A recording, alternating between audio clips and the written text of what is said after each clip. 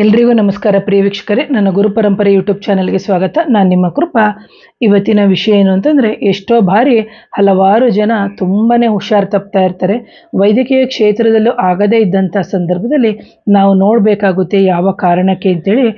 ಎಷ್ಟೋ ಜನ ಜೊತೆಗೆ ಬೆಳಗ್ಗೆ ಎದ್ದು ಯೋಗವನ್ನು ಪ್ರಾಕ್ಟೀಸ್ ಮಾಡ್ತಾ ಇರ್ತಾರೆ, ಜೊತೆಗೆ ಸೂರ್ಯ ನಮಸ್ಕಾರವನ್ನು ಸಮೇತ ಮಾಡ್ತಾ ಇರ್ತಾರೆ. ಅಂತಹ ಸಂದರ್ಭದಲ್ಲಿ ಯಾವಾಗ ನೀವು ಸೂರ್ಯ ನಮಸ್ಕಾರವನ್ನು ಮಾಡಿ ಶ್ರೀಚಕ್ರ ಯಾರ ಮನೆಯಲ್ಲಿ ಇದೆ ಅವರು ಶ್ರೀಚಕ್ರಗೆ ಪೂಜೆ ಸಲ್ಲಿಸಿದರೆ ಖಂಡಿತವಾಗ್ಲೂ ಆನಂತರ ಮತ್ತೆ ಸೂರ್ಯ ನಮಸ್ಕಾರ ಮಾಡಿದರೆ ನಿಮಗೆ ಆರೋಗ್ಯದಲ್ಲಿ ಅಭಿವೃದ್ಧಿ ಆಗುತ್ತೆ.